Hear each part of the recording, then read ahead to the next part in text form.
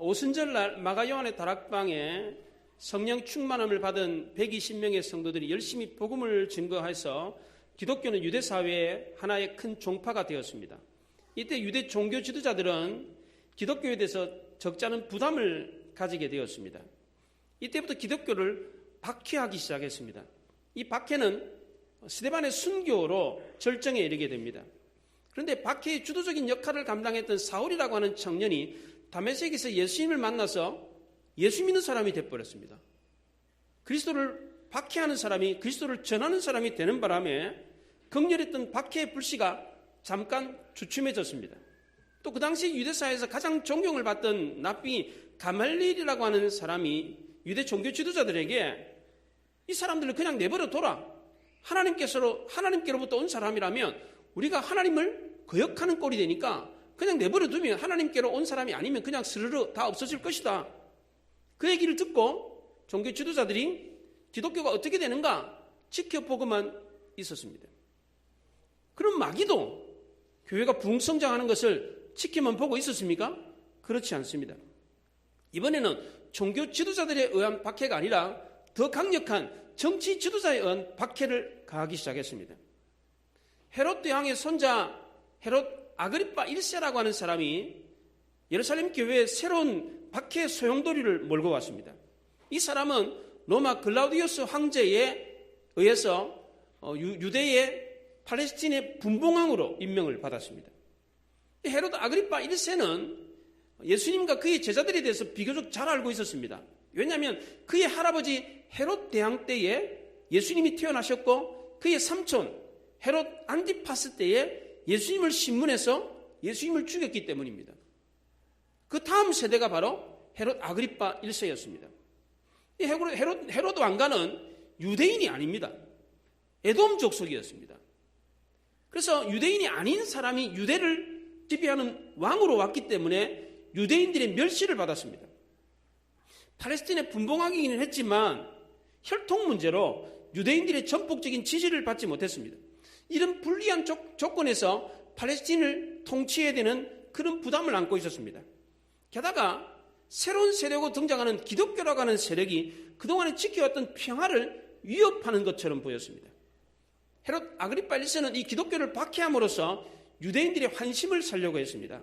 그래서 더더욱 유대인들의 이목에 집중을 했습니다. 아, 기독교인을 박해하면 유대인들이 좋아하는구나 라는 것을 생각을 하고 그것이 곧 정치적인 방향이 되었습니다.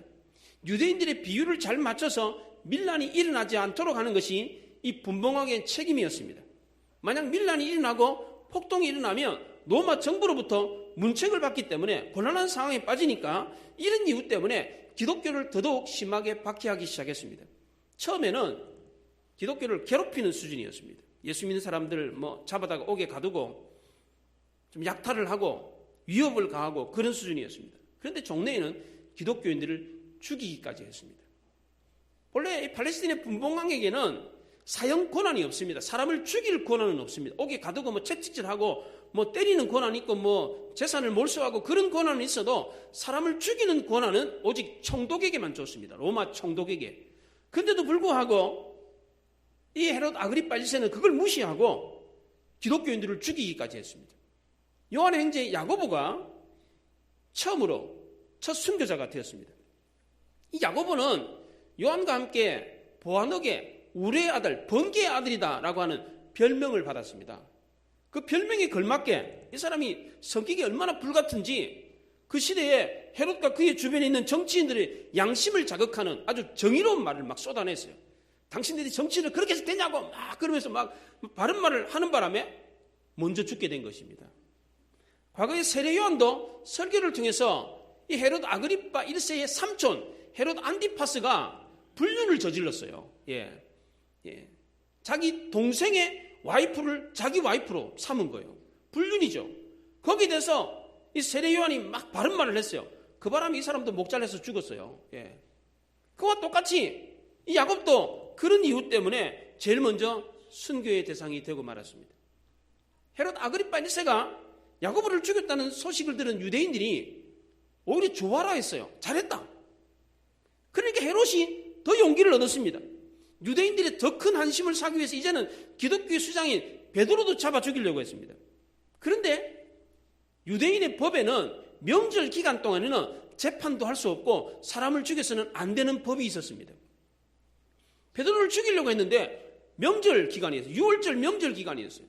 그러니까 죽이지를 못하고 이 베드로를 감옥에 가둬뒀습니다. 헤롯은 야고보를 죽였을 때 유대인들이 기뻐하는 것을 보고서는 더 힘을 얻었어요. 야, 내가 사람을 죽여도 괜찮구나. 오히려 더 좋아하는구나. 자기 통치력에 힘이 가해지는 듯한 느낌이 들었습니다. 야, 이렇게 하니까 정치에 도움이 되는구나. 그래서 이것을 극대화하기 위해서 전 세계에 흩어져 있던 유대인들이 절기를 맞아가지고 명절을 맞아가지고 예루살렘으로 많이 몰려들었을 때 많은 사람들이 보는 앞에서 베드로를 죽이려고 베드로를 감옥에 가두어 두었습니다. 헤롯은 과거에 베드로가 감옥에 갇혔다가 탈옥을 한 사실을 알고 있었습니다. 전에 사도행전 5장에 보면 종교 지도자들이 베드로를 사도들과 함께 옥에 가두어 뒀는데 천사가 나타나가지고 베드로를 풀어줬어요. 그래가지고 감옥에 가보니까 텅 비어 있는 거예요. 감옥이 어디 갔나 보니까 성전에서 말씀을 가르치고 있는 거예요. 그 사실이 과거에도 있었어요. 헤롯은 이 사실을 잘 알고 있었기 때문에 이번에는 철두철미한 대비책을 세웠습니다. 아주 삼엄하게 베드로를 지키고 감시를 했습니다. 사도행전의 저자 누가는 베드로를 지키는 이 군졸들의 경비 조직을 아주 자세하게 성경에 기록을 해두었습니다. 4명씩 4조가 되어가지고 베드로를 에워싸고 감시를 하며 지켰습니다. 사사 16, 16명이 한 사람을 지키는 꼴이었습니다. 그 중에 2사람은 베드로가 양쪽에 함께 수갑을 같이 차고 감옥에 같이 수감이 되어 있었어요. 예. 나머지 병사들 1차, 2차에 걸쳐서 베드로를 지켰습니다. 아무도 베드로를 구해낼 수 없는 상황이었습니다. 헤롯은 명절이 지난 뒤에 유대인들이 많은 가운데서 베드로를 죽이려고 했습니다. 많은 사람들이 보는 가운데 유대인들의 환심을 살려고 베드로를 정치적인 희생양으로 삼으려고 했습니다. 정치적인 효과를 극대화하기 위해서 가장 사람들이 많이 모이는 그 절기 끝나자마자 베드로를 죽이려고 했습니다. 이런 살벌한 분위기 속에서 교회는 위기의식을 갖고 기도할 수밖에 없었습니다. 스데반 집사가 순교하고 난 뒤에 성도들이 흩어졌다가 다시 모여가지고 교회를 부흥시키려고 노력을 했습니다. 그런데 그런 와중에 12사도 중에 한 사람인 야고보가 처형을 당했습니다. 이스라엘 공동체의 크나큰 손실이었습니다. 그런데 게다가 이번에는 기독교의 대표 수장인 베드로마저 옥에 갇혀가지고 6월절이 지나면 이제 형장의 이슬로 사라질 위기에 직면했습니다. 이런 상황에서 교회는 절망할 수밖에 없었습니다. 기도할 수밖에 없었어요. 그래서 5절에 보면 이에 베드로는 옥에 갇혔고 교회는 그를 위하여 간절히 기도하더라 그렇게 말을 했습니다. 교회는 베드로만은 절대로 잃어서는 안 된다라고 하는 위기의식을 가지고 하나님 앞에 매달려 기도를 했습니다. 교회를 위해서, 교회 지도자들을 위해서 기도를 했는데 기도에 배수진을 쳤습니다. 베드로만은 안 됩니다. 스데반도 데려가시고 야고보도 데려갔지만 베드로는 안 됩니다. 베드로가 죽으면 큰 혼란에 빠질 게 뻔했습니다. 이때 배수진을 치고 기도하는 성도들의 기도에 기적의 역사가 일어났습니다. 사형 집행될 전날 밤 주의 사자가 나타났습니다.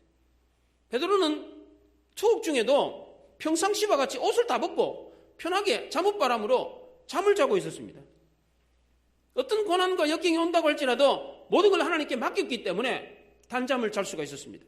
그날 밤 베드로가 잤던 잠은 과거에 예수님께서 겟세마네 동산에 십자가에 못 박히기 전에 올라가지고 그 기도하면서 제자들에게 야 너희들 깨워서 기도해라 그랬을 때 제자들이 어떻게 했습니까? 잤지요. 와가지고 또 흔들어 깨우니까 또 잤지요. 예, 그때 잤던 잠하고는 완전히 달랐어요. 그때는 그냥 안일과 무지의 잠을 잤는데 지금은 편하게 잠을 잤어요. 내일이면 형장의 이슬로 사형 집행으로 죽을 사람이 모든 생사화복을 하나님께 맡겼기 때문에 단잠을 잘 수가 있었습니다. 베드로는 부활하신 예수님이 갈릴리 호숫가에서 자기에게 했던 말이 생각이 났습니다. 예수님이 부활하고 난 뒤에 베드로에게 뭐라 그랬습니까? 내가 젊어서는 스스로 띠뛰고 너가 원하는 것으로 다녔지만 늙어서는 내 팔을 누가 벌리리라. 남이 내게 띠뛰고 원하지 않는 것으로 너를 데려가리라 라고 하는 말씀을 하셨던 것을 기억하고 있었습니다. 그래서 베드로는 조금 더 두렵지가 않았습니다. 살든지 죽든지 주님께서 알아서 할 일이고 나는 내 할 일만 하면 된다. 그리고는 그냥 푸지게 잤어요. 그냥 베드로가 잠든 사이에 하나님의 사자가 나타났는데, 하나님의 사자가 나타나서 베드로의 잠을 깨우는데 쳐서 깨웠다고 그랬어요. 오늘 성경 7절에 보면 쳐서 깨웠대. 근데 이게 쳐서 깨웠다는 말이 그냥 살살 흔들어가지고 베드로야 일어나 이렇게 한 게 아니고, 여기 쳐서 깨웠다는 말은 강하게 쳐서 깨웠다는 뜻입니다. 발로 아마 막 옆구리를 콱 찼을 거야. 막 그냥 예, 코를 고면서 자니까 흔들어도 막 안 깨나니까 막 강하게 쳐서 깨웠다는 뜻입니다. 아마 되게 찼을 거야. 막 예, 얼마나 베드로가 깊이 잤으면 그렇게 쳐서 깨웠겠습니까? 주의 사자가 깨어난 베드로에게 띠를 띠고 신을 신고 옷을 입으라. 하나님의 능력으로 베드로의 그 수족이 그 수족에 그 찼던 수갑이 쓱 풀렸습니다. 그리고 옥문이 열렸어요. 베드로는 빈몽상원간에 현실과 꿈이 오락가락한 가운데, 잠이 덜 깬 가운데 천사를 따라가지고 옥문을 나와서 예루살렘 성내로 도착했는데, 예루살렘 시내에 들었으니까 갑자기 천사가 확 사라졌어요. 성내의 찬바람을 맞으면서 베드로가 정신이 깼습니다. 어두운 새벽을 가르고 성도들이 모여서 기도하는 집회 장소로 달려갔습니다. 그 집이 어떤 집입니까? 신학자들은 이 집이 예수님께서 십자가에 못 박히시기 전날 밤 최후의 만찬을 가졌던 집이었고, 예수님이 부활 성천하고 난 뒤에 40일 동안 땅에 머물 때에 주로 계셨던 그 집이었고, 또 오순절날 120명의 성도들이 성령의 충만한 역사를 경험했던 장소가 바로 그 장소였다, 그렇게 말을 합니다. 나중에 마가라고 하는 사람이 복음서에 예수님의 행적을 자세히 기록할 수 있었던 것을 보면, 마가라고 하는 사람이 바로 거기에 있었다는 겁니다. 그때 거기에. 이 마가는 이 바나바의 생질 조카였습니다. 이 마가는 바나바와 바울과 함께 1차 전도 여행을 떠났습니다. 그리고 나중에 복음서 저자가 됩니다. 사복음서의 첫 번째 복음서 마가복음의 저자가 됩니다. 그가 그렇게 할 수 있었던 그만한 이유가 있었습니다. 마가는 자기 집에서 모이는 그 놀라운 그 역사적인 사건의 증인이었습니다. 자기 집에서 그 마가 요한의 다락방이 그게 자기 집이에요. 자기 집. 예. 마가는 가장 가까운 곳에서 그 은혜로운 모임을 직접 보고 목격을 했습니다. 그에게는 체험적인 신앙이 있었습니다.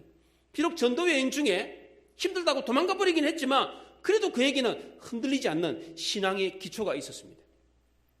그 신앙의 든든함, 그 흔들리지 않는 견고한 신앙이 있었던 이유가 무엇입니까? 놀라운 기적적인 사건의 산 증인이었기 때문입니다. 그의 집에는 늘 언제나 믿음의 거장들이 제 집 드나들듯이 왔다 갔다 했어요. 베드로가 천사의 도움으로 탈옥을 해가지고 돌아왔던 그날도 여러 성도들이 그 집에 모여가지고 기도하고 있었습니다. 예루살렘 교회 성도들은 마지막까지 베드로를 포기하지 않고 기도했습니다. 베드로는 이번에 감옥에 갇힌 것이 세 번째입니다. 사도행전 4장에서 5장에서 그리고 12장에서 지금 세 번째 감옥에 갇혔다가 지금 풀려나는 꼴입니다. 그게 예루살렘 성도들은 이번에도 베드로를 하나님이 살려주실 거다, 이런 생각을 가졌습니다. 그러나 전에도 하나님이 살려줬기 때문에 이번에도 살려주실 거다라고 하는 아니란 마음을 가지고 기도한 것은 아닙니다. 5절에 보면 베드로는 옥에 갇혔고 교회는 그를 위하여 간절히 기도하더라, 그렇게 말을 했습니다. 근데 여기 간절히 기도하더라 라고 하는 이 말이 열심히 기도하다라고 하는 뜻인데, 이 단어가 예수님이 겟세마네 동산에 올라가가지고 십자가에 못 박히기 전날 밤 열심히 땀방울이 핏방울이 되듯 기도하실 때 간절히 기도했더라라고 하는 그 단어와 똑같은 단어입니다. 예수님은 다음 날이면 십자가에 못 박혀가지고 죽을 운명에 놓여 있었어요. 그것을 아시고 겟세마네 동산에 올라가서 열심히 기도했는데, 그때 간절히 기도했을 그때의 그 간절함이라고 하는 그 단어와 같은 단어로 쓰였습니다. 비록 베드로가 옥에 갇혀가지고 풀려날 가능성이 없었지만, 예루살렘 교회 성도들은 하나님이 이번에도 베드로를 풀어주실 거다라고 하는 믿음을 가지고 기도했습니다. 그날 밤 베드로는 양쪽에서 지키는 두 군사와 함께 쇠사슬에 매여가지고 잠을 자고 있었습니다. 다음 날이면 야고보처럼 형장의 이슬로 사라질 위기에 있었습니다. 교회는 다급했고 그 어느 때보다도 위태로운 가운데 있었습니다. 열심히 기도하지 않을 수가 없었습니다. 그런데 이때 하나님의 기적의 역사가 일어났습니다. 이사야 65장에 보면 그들이 말을 마치기도 전에 내가 들을 것이라. 다니엘서 9장에서는 다니엘이 기도하는 동안에 하나님이 들으셨다, 그렇게 말을 했습니다. 하나님은 우리 성도의 기도를 들으십니다. 듣고만 있는 것이 아니라 그 기도를 듣고 응답해 주십니다. 하나님은 어떤 경우라고 할지라도 그 기도가 설사 불가능한 것이라고 할지라도 들어서 응답해 주십니다. 정말 기적이 일어났습니다. 기도하는 중에 바깥에서 문을 두드리는 소리가 났습니다. 아무도 믿을 수 없는 일이 벌어졌습니다. 우리 삶 속에도 이와 같은 기적의 역사가 일어날 수 있기를 바랍니다. 여러분의 가정에도, 여러분의 가족들에게도, 여러분의 일터에도 이와 같은 놀라운 기적의 역사가 일어나기를 바랍니다. 누군가 문 밖에서 문을 두드리는 소리가 들렸는데 평상시와 같이 문을 열어주는 한 여자아이가 나가서 문을 열어주는데 그 여자아이가 로데라는 아이였습니다. 근데 이 로데라는 여자아이는 문을 두드리는 소리가 베드로라는 사실을 알고 문을 열어주는 것을 까먹고 돌아서가지고 그 안으로 돌아가지고 기도하는 성도들에게 지금 베드로가 밖에서 문을 두드리고 있다. 그러니까 성도들이 그 여자아이 보고 네가 미쳤다. 아니에요, 정말이에요. 그럼 베드로의 천사겠지? 옥신각신하는데 바깥에서 계속해서 문을 두드리는 소리가 들리니까 가서 문을 열어보니까 진짜 베드로였습니다. 그들의 기도가 이렇게 응답될 줄 아무도 몰랐습니다. 어느 누구도 믿지 못했습니다.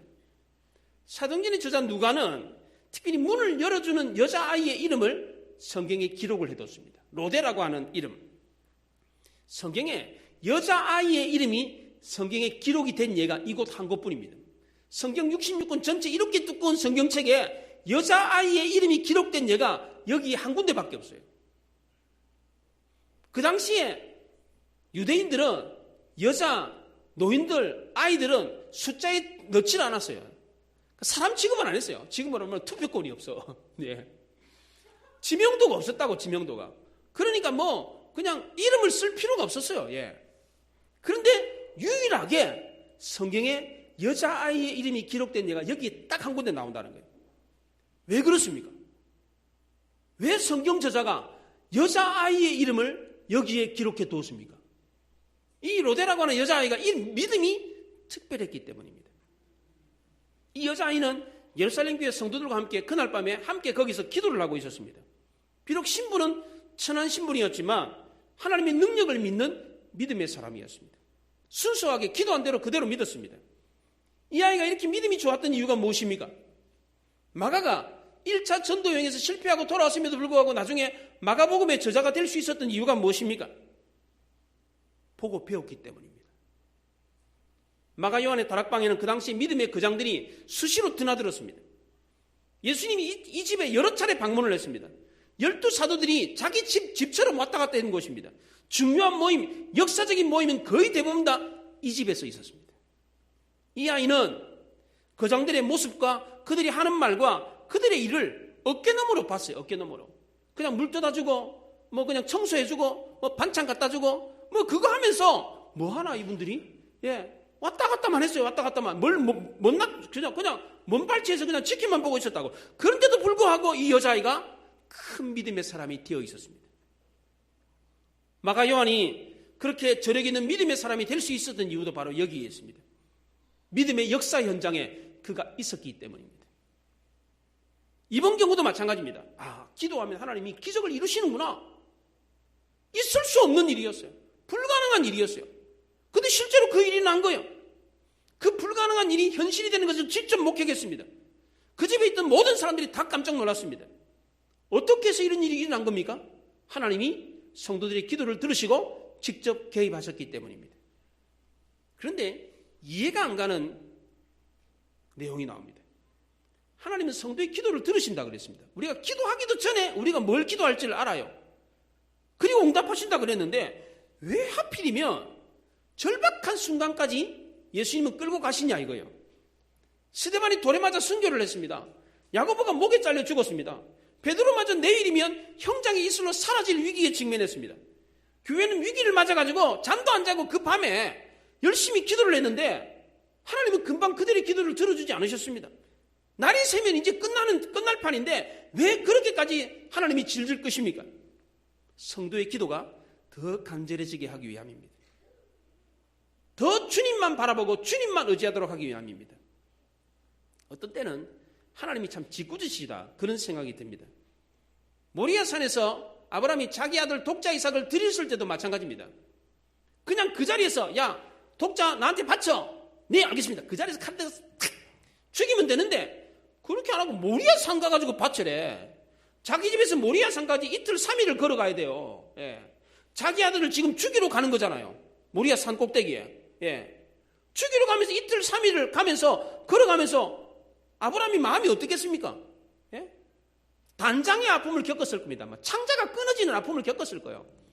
잠을 자면서도 잠을 잘 수가 없었을 거예요. 뭘 먹으면서 이게 코로 들어가는지 입으로 들어가는지, 왜냐하면 내일이면 자기 아들을 그냥 칼로 배 죽여야 되는데 그 생각을 하면서 지금 가야 되니까, 예, 얼마나 마음이 아프겠습니까? 심지어 하나님은 자기 아들 이삭을 내리치는 그 순간까지, 그 1초 2초 그 순간까지도 말씀을 안 해주셨어요. 딱 내리치려고 하는 그 찰나에, 딱 내리치려고 그때 아브라함아 딱 불러가지고 딱 멈췄어요. 이게 왜 그렇게 하세요 하나님이? 왜? 예? 미리 좀 알려주시지. 오늘 본문 5절에 간절히 기도했다 그랬습니다. 겟세마네 동산에서 예수님이 기도하셨을 때 땀방울이 핏방울이 되도록 간절하게 기도했다 그럽니다. 왜 이렇게 하십니까? 우리의 기도가 더 간절해지도록, 오로지 주님만 바라보고 주님만 붙들고 기도하도록 하나님은 우리에게도 이런 기도를 원하십니다. 모든 것을 다 포기하고 온전히 하나님만 붙드는 기도. 기도하다가 견눈질하면 안 돼요.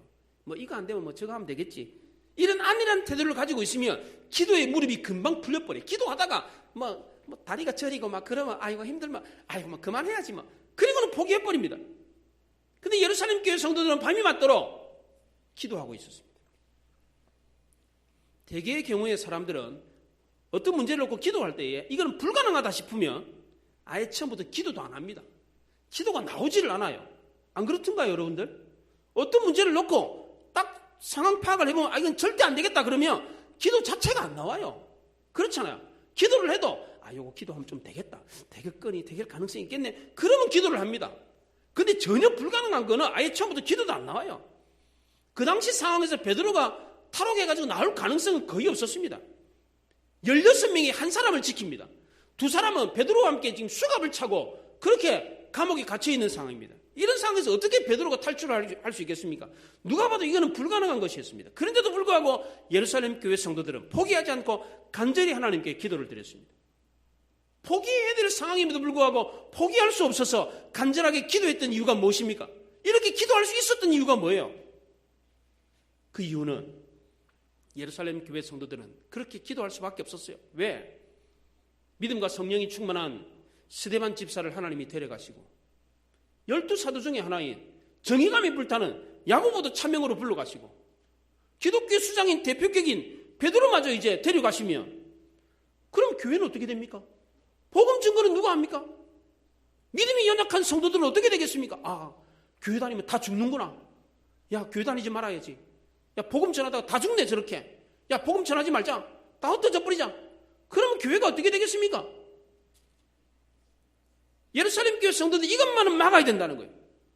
베드로마저 죽어버리면 연약한 성도들 다 흩어지고 교회는 부흥할 수 없다는 거예요. 이것만큼은 안 됩니다. 하나님. 베드로만은 안 됩니다. 뚜렷한 명분이 있었기 때문입니다. 여호수아 10장에 아모리 다수당이 기브온을 공격해 왔을 때에 기적이 일어났습니다. 기브온 거민들이 이스라엘 백성들이 가나안 땅에 들어왔을 때 전쟁으로는 이길 수 없겠구나. 그래서 이스라엘 백성들이 가서 화친을 요구했습니다. 가나안 족속들이 동족을 배반한 기브온 거민을 공격하려고 연합군을 형성했습니다. 남부 연합군을 형성했습니다. 기브온 거민들은 남부 연합군의 공격을 받을 상황에서 급하게 여호수아에게, 이스라엘 백성들의 수장인 여호수아에게 전가를 보냈습니다. 우리가 지금 당신네들과 하친하는 바람에 지금 가나안 백성들로부터 지금 공격을 받게 됐다. 빨리 와서 우리를 도와달라. 이 소식을 듣자마자 여호수아가 전군을 소집해가지고 기브온으로 달려갔습니다. 도착하자마자 쉴 틈도 없이 전쟁을 벌였습니다. 전쟁을 벌였는데 이스라엘 백성들이 파죽지세로 이겼습니다. 근데 전쟁을 계속해서 해나가는데 해가 넘어가요. 해가 넘어가면 어떻게 됩니까? 적군인지 아군인지 구분이 안 되잖아요. 전쟁을 할 수가 없어요. 전쟁을 멈춰야 돼. 하나님은 가나안 땅에 들어가서 가나안 땅에 코로 숨쉬는 모든 사람을 다 죽이라 그랬는데 죽일 수가 없어요. 이게 뭐 적인지 아군인지 알 수가 없으니까 이때 여호수아가 어떡합니까? 하늘을 보면서 태양아 기브온에 머물러라. 달아 너도 아야라는 골짜기에 멈춰라. 이렇게 기도를 했습니다. 여러분들 이게 가능한 기도입니까? 여러분들 그런 기도 할 수 있습니까? 태양이 이렇게 동쪽에서 떠가지고 서쪽으로 이렇게 지는데 그 태양을 보고 태양아 너 멈춰라. 내가 믿음으로 구하노니 믿습니다 하면 태양아 멈춰라. 기도할 수 있습니까, 여러분들? 기도가 나올 것 같습니까, 이게? 한번 해보십시오, 나오는가, 이게. 할 수가 없습니다. 왜? 이거 상식이기 때문에 해가 동쪽에서 떠서 서쪽으로 지는 건 이건 상식이에요. 이걸 아는 사실이라고, 이게. 아는 사실인데 그것도 자기 혼자서 했겠어요? 책에 기록이 됐는데 이게 이스라엘 백성들이 보는 앞에서 큰 목소리로 태양아 기브온에 머무르라 달아 너도 아야론 골짜기에 멈출지어다 이렇게 기도를 했어요. 이게 왜 이렇게 간절하게 이렇게 힘있게 기도할 수 있었습니까? 명분이 있었기 때문입니다. 하나님이 뭐라 그랬어요? 가나안 족속들 다 죽이라 그랬거든. 그런데 우리 지금 순종하고 있는데 하나님이 환경을 만들어 줘야지 순종할 거 아닙니까? 예. 전쟁할 수 있는 환경을 만들어 줘야지. 눈에 뭐 보여야지 죽일 거 아닙니까? 보이게 해주시면 그건 하나님의 책임입니다. 하나님이 그건 해주셔야 됩니다.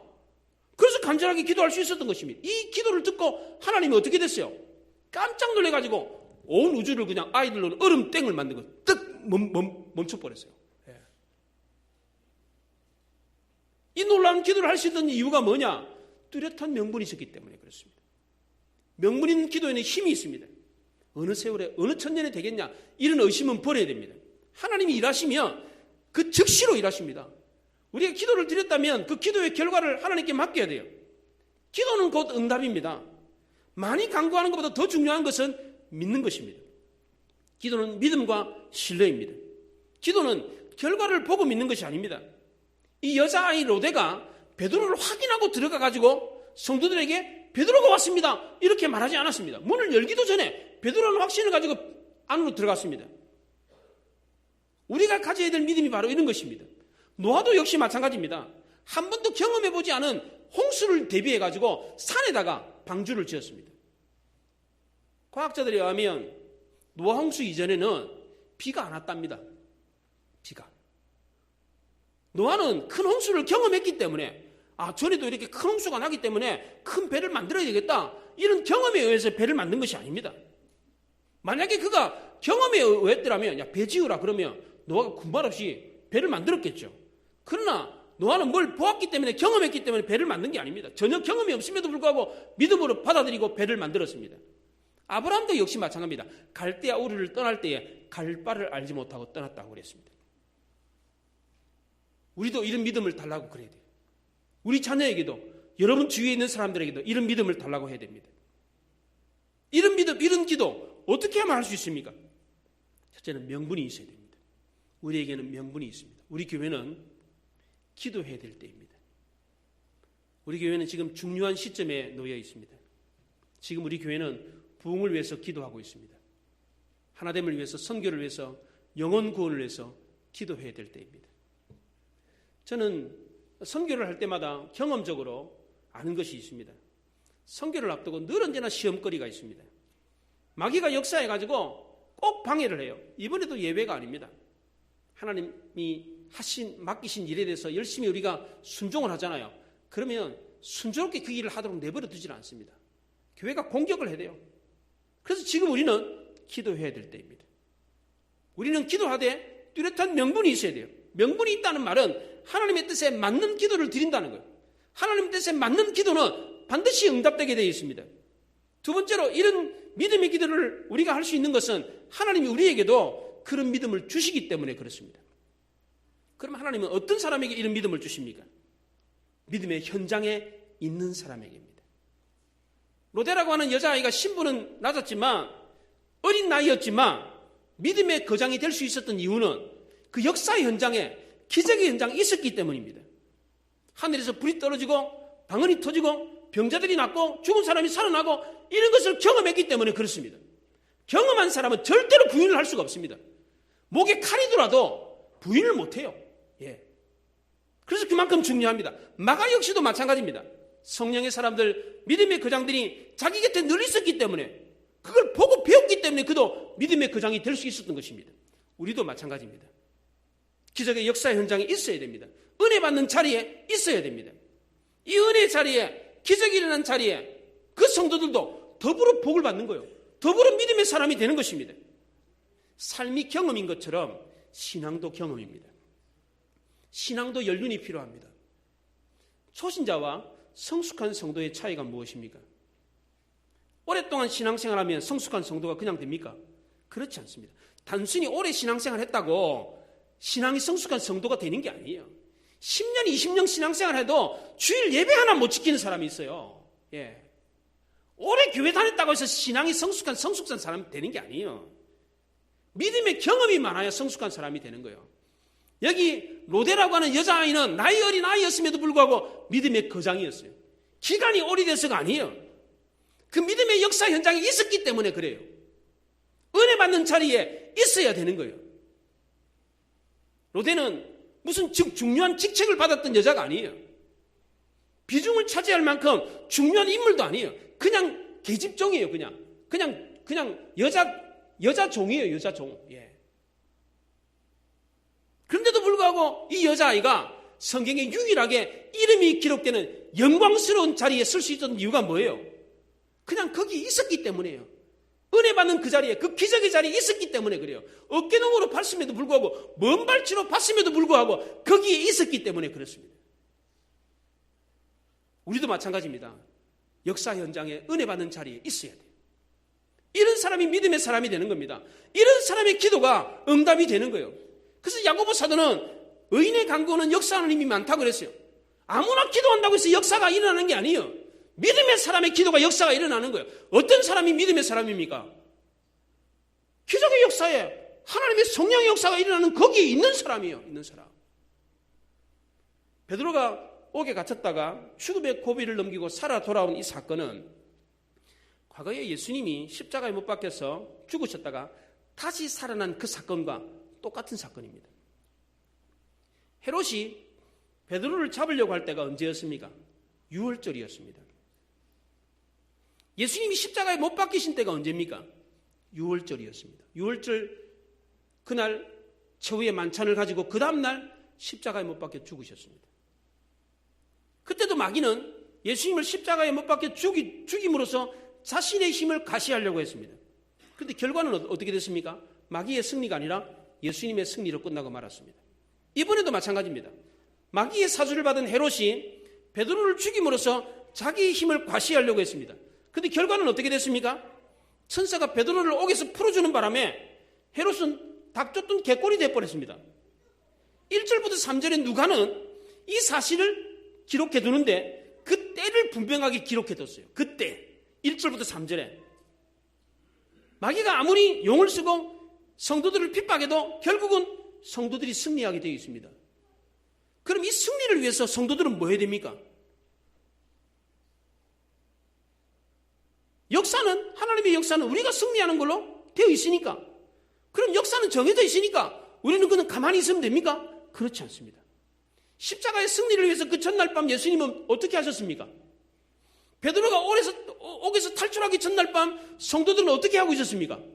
가만히 있었습니까? 아무것도 안 했습니까? 그렇지 않습니다. 기도했습니다. 기도가 승리를 이끄는 원동력이었습니다. 예수님이 십자가에 못 박혀 죽으셨을 때에 마귀는 승리의 개가를 불렀습니다. 유대인들도 그렇고 예수님의 제자들도 이제 끝났다. 예수님이 죽으셨기 때문에 다 끝나고 말았다. 베드로가 옥에 갇혔을 때도 마찬가지였습니다. 헤롯과 마귀는 이미 승리의 축배를 들고 있었습니다. 그런데 놀라운 반전이 일어났습니다.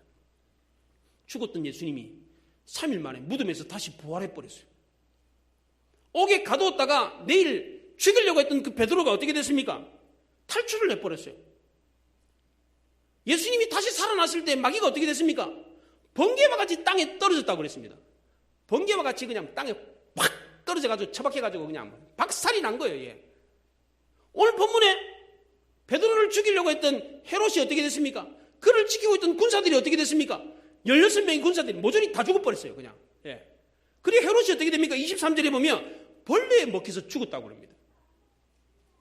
그 전날 승리의 축배를 들었는데 하나님이 어떻게 해서 이 사람을 그냥 박살을 내버렸어요. 박살을 낸 정도가 아니고 그냥 죽여버렸어요. 죽여도 그냥 죽인 게 아니고 벌레에 먹혀가지고 죽여버렸어요. 그냥 벌레에 잡아먹혀가지고 죽게 만들었어요. 이 두 사건이 다 6월절에 일어났습니다. 똑같은 사건으로 오버랩이 됩니다. 오버랩. 예. 영화나 무슨 이렇게 연극에 오버랩이라고 똑같은 사건을 달리 전개가 되다가 같이 똑같이 이렇게 포개지는 사건이 돼요, 이게. 이 사건이 그렇게 돼요. 누가는 1절부터 3절에 이것을 분명하게 유월절 때라고 기록하면서 때를 강조했습니다. 똑같은 반전의 역사가 일어난 것을 똑같이 이야기하고 있습니다. 과거 몇 년 전에 예수님이 십자가에 못 박혀 죽었다가 다시 살아났을 때의 그 감격, 그 반전, 죽었을 때 모든 성도들이 다 울고 다 끝났다, 다 실망하고 절망했는데 예수님이 살아남으려 해가지고 다시 승리를 경험했어요. 놀라운 기쁨을 경험했어요. 놀라운 반전을 경험했어요. 그 반전과 그 기쁨을 잊을 수가 없었어요. 그래서 누가는 이 베드로의 사건을 기억하면서 기록하면서 그와 같은 사건하고 똑같은 사건이 또 일어났다는 거예요. 그래서 성경 1절부터 3절에 이 사건도 바로 유월절에 일어났다. 과거 예수님이 죽었다가 다시 살아났던 것처럼, 마귀가 승리한 사건인 것처럼 보였는데, 헤롯이 승리한 사건처럼 보였는데 그렇지 않고 우리 성도의 승리로 끝났다라고 하는 반전을, 놀라운 반전을 똑같이 성경이 기록을 하고 있습니다. 예수님의 그 부활의 사건, 그 감격을 똑같이 재현해서 지금 누가는 성도들에게 알려주고 있는 것입니다. 이 놀라운 반전이 어떻게 일어났습니까? 그 반전의 포인트가 뭡니까? 예수님이 십자가에서 못 박혀 죽으셨고 3일 만에 다시 일어날 수 있었던 이유가 뭐예요? 물론 하나님이 역사를 그렇게 할 것으로 예정해 놨어요. 그러나 그것을 하기 위해서 예수님은 뭐 하셨어요? 전날 밤에 기도하셨어요. 베드로가 옥에 갇혀가지고 다음날 형장에 있으러 죽을 게 아니고 타러 갈 것을 하나님이 예정해 놨어요. 역사를 그렇게 만들어 놨어요. 근데 그 역사 이전에 예루살렘 교회 성도들은 그 역사를 만들기 위해서 뭐 했어요? 기도했다는 것입니다. 이와 같은 놀라운 인생의 반전은, 역사의 반전은 오늘 우리에게도 나타납니다. 뭐 하는 사람이? 기도하는 사람이. 오늘 특별히 그 기도하는 사람 노대의 이름을 기록하고 있는 이유가 무엇입니까? 이 여자아이의, 이 비천한 여자아이의 이름을 기록하고 있는 이유가 무엇이요? 그 역사 현장에, 기도의 현장에, 성령의 폭발적인 역사 현장에 있었던 믿음의 거장의 기도가 응답됐다는 겁니다. 오늘도 이런 일이 일어나고 있습니다. 여러분의 삶 가운데도 이런 일이 일어나야 되지 않겠습니까? 여러분의 가정에, 여러분의 직장에, 여러분의 미래에, 이 나라의 민족에, 우리 교회에 이런 놀라운 역사의 반전이 일어나야 되지 않겠습니까? 일어나야죠. 하나님이 그것을 예배하고 계세요. 그럼 우리는 뭐 해야 됩니까? 기도해야 됩니다.